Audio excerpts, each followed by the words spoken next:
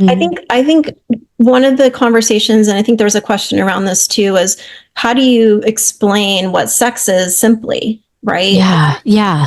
And depending on their age, you can add or take away some of the detail. Okay. But Yes. like the simplest way would be like, you know, two people. So mommy and daddy, if you're talking about like if it's your child, you can kind of say like, yeah, when mommy and dad were ready to have you, our bodies came together and there was a seed. So you can say that my bodies came together. Our That's real simple. bodies came Our together. bodies came together and there was a special seed that got together, the seed from daddy that got together with an egg inside of mommy that grew into a baby. It takes about 9 months for that to happen. And that's where you came from. And stop talking.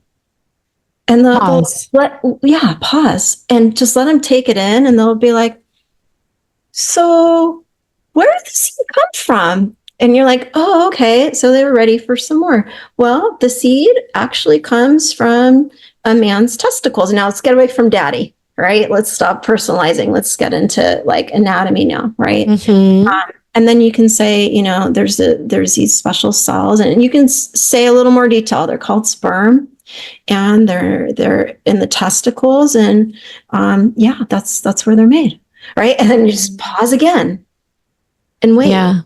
And if you find that your child has like a lot and you're like, I'm getting stuck, again, that's where you really want support. So fall back on the books. You can take a course. The course that I offer is for 9 to 12-year-olds, and you take it with your child. So you get to hear what they're hearing as well. And they know that you know the stuff too. It's so funny. Kids are so funny. That's awesome. They don't always realize that like, you've been through this. And what's nice about that group environment is you get some of the peer norms too.